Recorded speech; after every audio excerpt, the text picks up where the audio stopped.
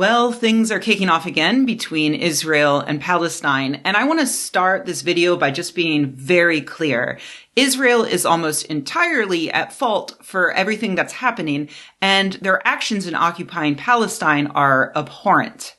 Israel authorities methodically privilege Jewish Israelis and discriminate against Palestinians. Laws, policies, and statements by leading Israeli officials make plain that the objective of maintaining Jewish-Israeli control over demographics, political power, and land has long guided government policy. In pursuit of that goal, authorities have dispossessed, confined, forcibly separated, and subjugated Palestinians by virtue of their identity to varying degrees of intensity. In certain areas, these deprivations are so severe that they amount to the crimes against humanity of apartheid and persecution. And if you think that's just me spouting off my ignorant, biased opinion, please note that those were not my words. Those were words written by the International Nobel Prize-winning NGO Human Rights Watch in their report from last month titled A Threshold Crossed. If you are still clinging to the false belief that this is some big, complicated situation where both sides are at fault, who knows, I highly recommend that you read their entire clear and utterly damning report. Here in the United States, we just paid our taxes, and a significant portion of those taxes will fund Israel's brutal violence against Palestinians. Back in 2018, the U.S. pledged to provide Israel with $38 billion in military aid over the next decade. Why on earth would we give so much money and so many bombs and other weapons to Israel for the express purpose of murdering and further subjugating Palestinians? Well, that part is a little complicated, just in the fact that there is no one reason, but in fact, several reasons that all come together to destroy lives on the opposite side of the planet.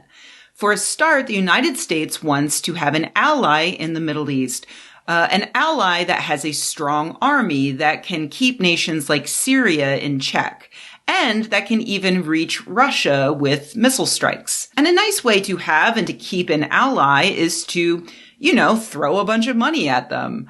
There are also capitalistic reasons. We are, in a sense, funding our own military-industrial complex by giving Israel money that they will spend buying bombs from United States factories.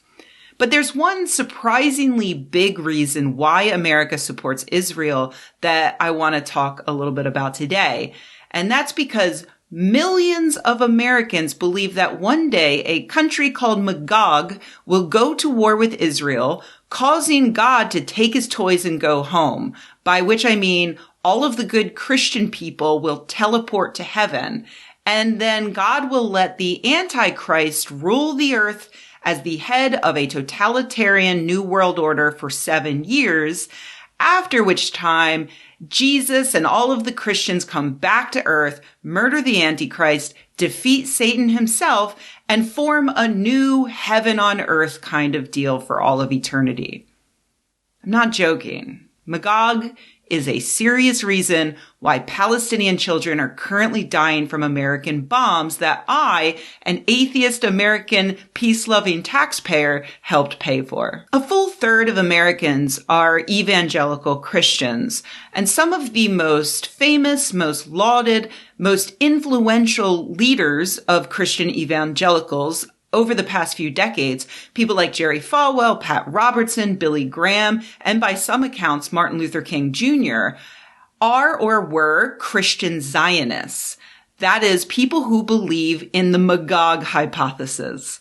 When Trump came into office, Zionists saw a great opportunity to get into the highest ranks of government, and they did. And they used their position to influence high-level decisions to help bring about the end times. Like when Trump moved the U.S. Embassy from Tel Aviv to Jerusalem, or when he assassinated an Iranian major general. Let's go over it. About 2,600 years ago, a Hebrew prophet named Ezekiel made up this story of Gog, the leader of a country in the north called Magog, which he said would eventually join with Persia to attack Israel. Later, Christians turned that prophecy into the insane fever dream that you can find in the book of Revelation. Much, much later, some other Christians came up with this storyline that you may know if you ever read or watched the book or movie Left Behind. Magog is Russia. Persia is now Iran. If the second coming of Jesus is going to happen, these people believe that a lot of things need to line up. First, Israel needs to become a state. Done. Then Israel needs to remain a state while as many Jewish people as possible move there. Then Russia and Iran need to team up and start a war with Israel. At that point, God will obliterate the countries who are attacking Israel and rapture all of the Christians away from earth. The New World Order that sets up a fascist government is the United Nations. After 7 years of torture at the hands of the UN, Jesus Christ will finally return as he promised some 2,000 years ago. That's why millions of Americans are happy to support Israel. Not because they love the Jews, it's because they need Israel to exist in order for the second coming to happen. They supported the assassination of Soleimani because it pokes Iran into going to war. They supported the moving of the embassy to Jerusalem because they think God gave all of Israel to the Jewish people, and if anyone else is there, it's going to push back our timeline on the end of days.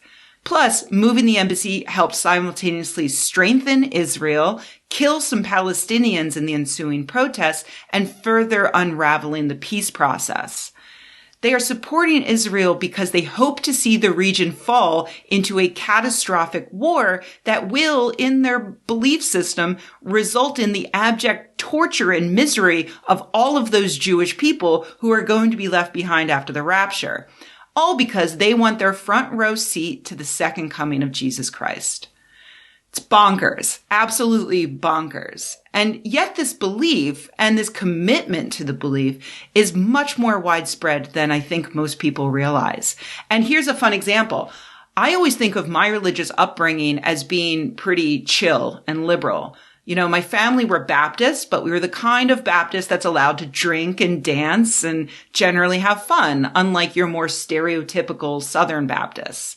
I never thought of us as evangelical. Like, yes, my youth group did occasionally go on trips to New York to preach in the streets, but my parents thought that that was weird and dangerous and they didn't let me go. And yes, I did want to go because yes, I was one of those weird kids.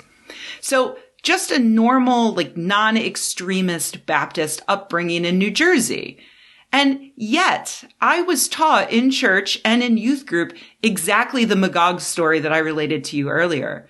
And I believed it 100%. I was terrified that one day the rapture was going to happen, and if for some reason God found my soul lacking, I would be chased down by an authoritarian New World Order and either be murdered or tattooed with the mark of the beast. And it's really only when I started researching this video that it really hit me. My church was extremist. It's just that extremist religious views are way more common than even I had internalized. And I talk about extremist religious views for a living.